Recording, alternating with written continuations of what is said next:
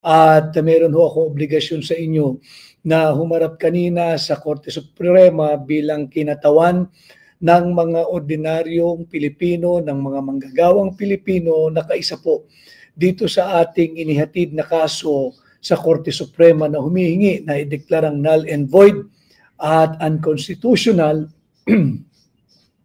itong 2025 national budget. Sapagkat pera nyo po ito taxpayers money po ang involved dito at bahagi rin dito yung isa sa ating mga argumento kung bakit dapat itong ideklarang unconstitutional dahil meron pong private money involved.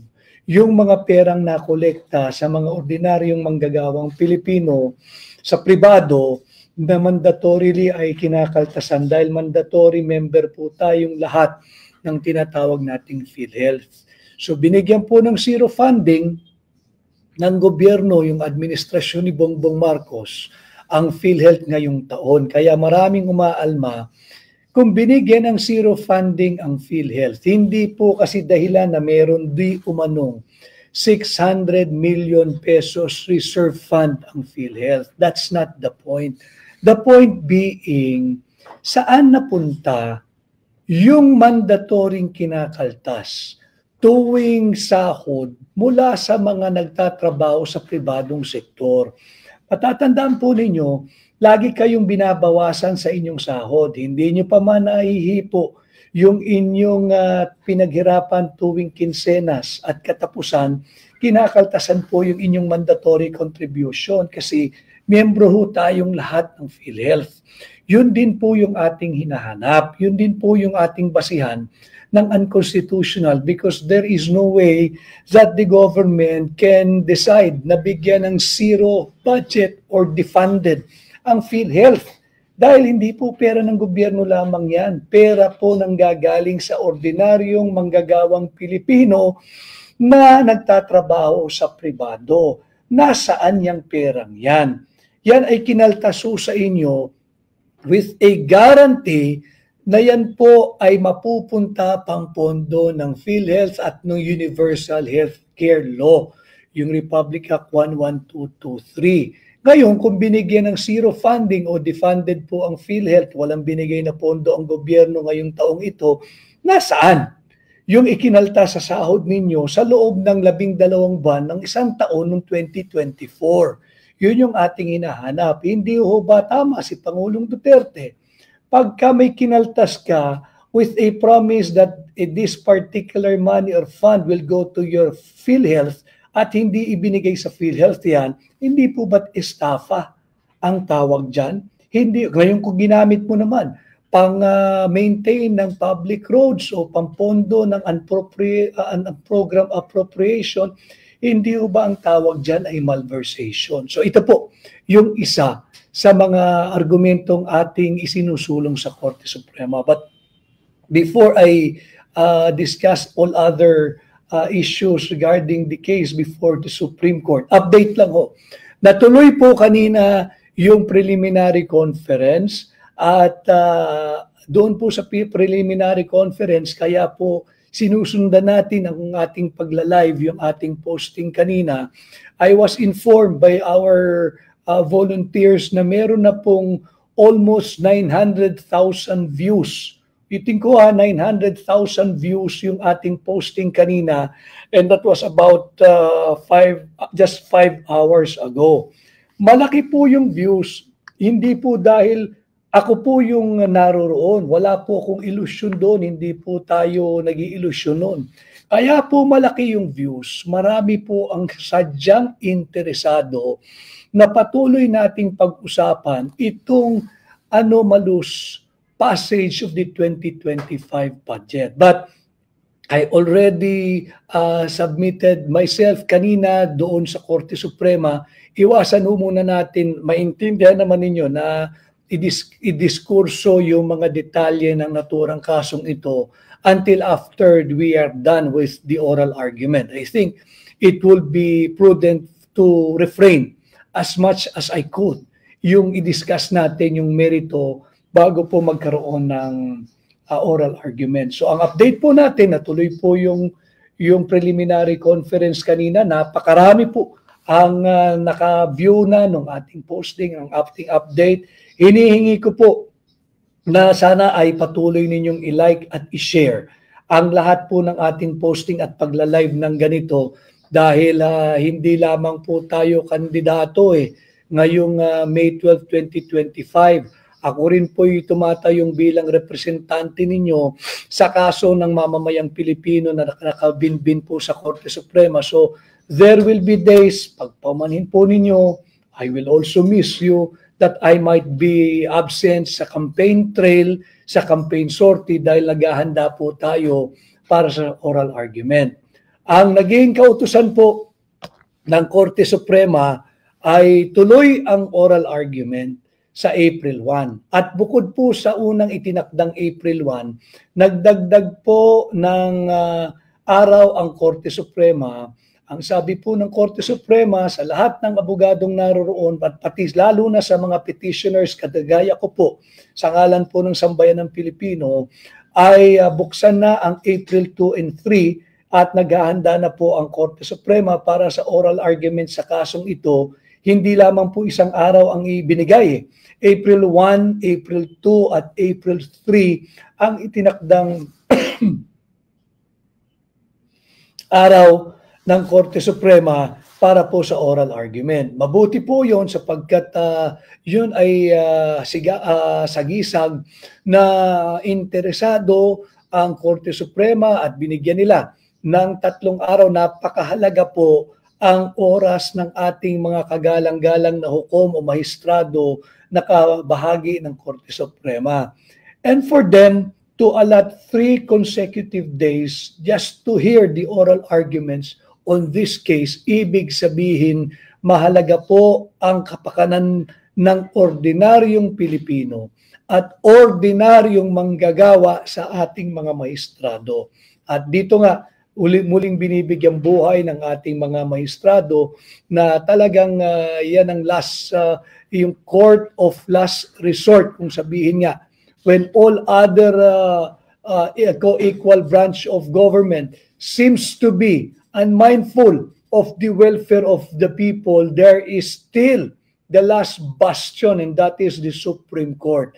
And I think they have shown this early today when they have allotted and extended the days reserved for the conduct of the oral argument, not just one day, not just on April 1, but April 2 and 3 as well. So 3 days have been devoted by the Supreme Court for the oral argument patungkol po dito sa ating kaso. Pangalawang update ay pinag-utos ng Korte Suprema na dapat ay magpakita at dumalo yung bagong chairman ng Committee on Appropriation ng Mababang Kapulungan ng House of Representatives, si Marikina Congresswoman Stella Kimbo.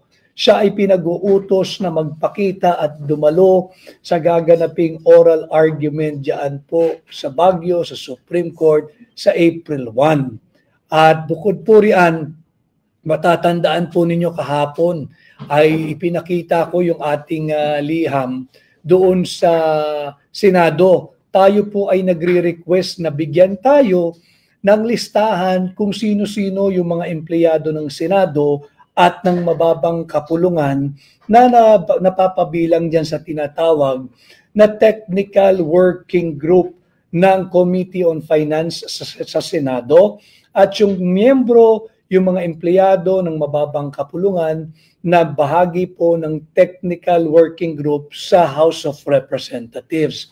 Ano po yung kahalagahan nito? Pinag-utos po kanina ng Korte Suprema na kinakailangan din ay magpakita at present. Ang lahat ng empleyado, ng Senado at ng mababang kapulungan na bahagi ng tinatawag na Technical Working Group. Sapagkat matatandaan ho natin, naglabasan diyan sa ANC, diyan sa ABS-CBN, diyan sa GMA, na yung news clip na sinasabi nga nito ni Congresswoman Stella Kimbo na merong blanco at ministerial duty na lamang at ang mga nag-fill up ng blanco ay yung mga kawani ng Senado at mababang kapulungan na bahagi ng technical working group. And we have written both the Senate and the House of Representatives requesting for the names of those honest and hardworking employees of both houses na miyembro ng TWG. Hindi po para sila ihabulin o ihabla, kundi bahagi po kasi ito ng ating due diligence, complete staff work at case build-up kung sino talagang dapat panagutin dito sa mga blanco sa Bicameral Conference Committee report na nalagyan ng halaga pagdating doon sa General Appropriations Act na napirmahan nga ng Pangulo ng Republika ng Pilipinas. So, mamaya ho ay mag-encourage ulit tayo ng ating mga kababayan na sumali po sa ating pagla-live. Alam niyo na po yun, mag-hashtag 56 watching from kung saan man po kayo at buksan lamang ang inyong camera. So these are the three major updates or development dito sa ating kaso sa Korte Suprema hinggil sa unconstitutional 2025 budget. Yes, the General's viewpoint. Salamat, Attorney Vic Rodriguez. Maraming salamat din na the General's viewpoint si General Macanas. Marami rin ho ang nagme-mensahe sa akin na natatakot dahil mukhang nawe-weaponize yung ibang artikulo ng Revised Penal Code, yung Article 154, yung unlawful utterance. Alam mo ninyo, fundamental. Kagaya po ng ating ginagawang diretsyohang pakikipag-ugnayan sa mamamayang Pilipino. Let me just guide you of your rights. Number one, meron po tayong garantiya sa ating saligang batas. Article 3, Section 4. Yung ating pong karapatan, yung freedom of speech, of expression, and of the press. Yung pagdating po sa press, malinaw din po, may desisyon na po ang Korte Suprema dyan. Dyan po sa kaso ng Ampatuan versus ABS-CBN. Pakicheck nyo po, hindi ko lang alam yung GR number eh. At ano po yung citation niya sa SCRA. Pero meron po dyan, nag-google na po naman yan, yung Ampatuan versus ABS-CBN. Sinasabi nga dyan na bahagi ng ating garantiya ay yung freedom of speech and of the press. Yung sumampa po, yung Danny, paki-mute lang po yung microphone nyo. Paki-mute lang ho yung yung microphone. Paki-mute lang ho, kung hindi i-out po kayo ng ating volunteer team para naman wait for you to be recognized. So balik po tayo. Doon po sa kaso ng Ampatuan versus ABS-CBN, sinabi po diyan na nakatangi-tangi po yung ating freedom of speech and of the press. At sinabi doon, pag sinabi pong yung press hindi lamang po traditional, hindi yung sa TV, hindi yung radyo, hindi po yung pahayagan, hindi po yung traditional, kundi po pati yung social media, because we have to embrace yung transitioning into the digital platform, yung digital media. Paalala po ulit, paki-mute lang yung microphones ninyo until you are recognized. Otherwise, we will remove you from the queue. Para lang po meron tayong order dito sa aking pagla-live. Paki-mute lamang ho. So, yun po ang sinabi diyan sa kaso ng Ampatuan versus ABS-CBN. At sinabi rin po ng Korte Suprema, i-guide lang po natin yung mga natatakot. Meron po kayong karapatan, may garantiya po yan, Article 3, Section 4, yun yung karapatang magpahayag, magsalita at magbalita. At sinasabi po nga dyan na yung karapatan po magsalita at magbalita are freedoms guaranteed to keep the powers that we have surrendered to the government in check.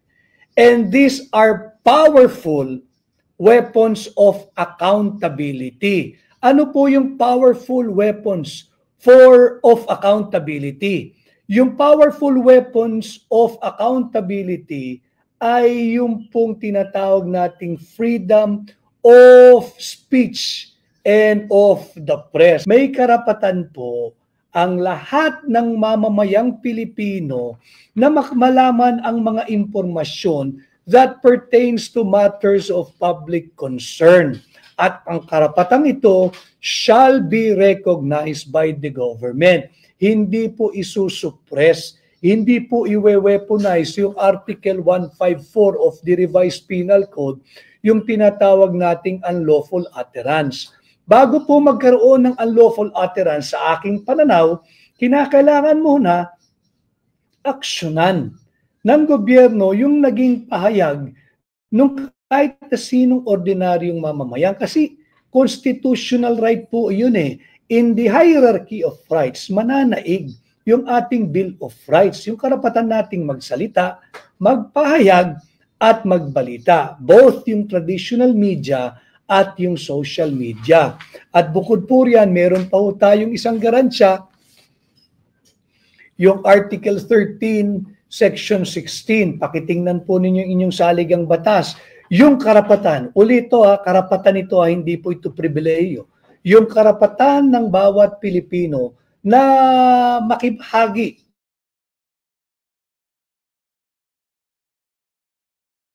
decision making siya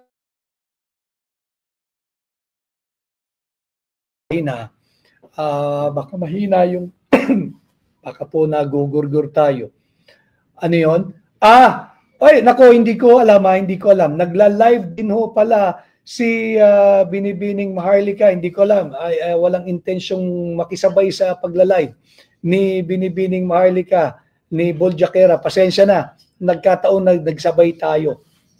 Hindi ko alam. Iba naman yata ang topic ni Binibining Maharlika. Pasensya na, Binibining Maharlika, na nakasabay ako sa iyong pagla-live. So ulitin ko ang inyong pundasyon, Article 3, Section 4, Article 3, Section 7, Article 13, Section 16.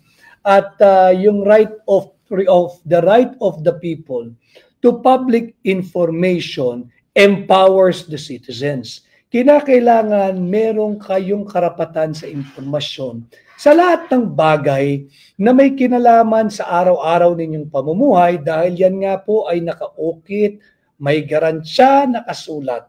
At hinubog po ito ng saligang batas, yung Article 13, Section 16. Pakicheck po ninyo yung the right of the people to an effective and reasonable participation at all levels of social, political, and decision-making shall not be abridged.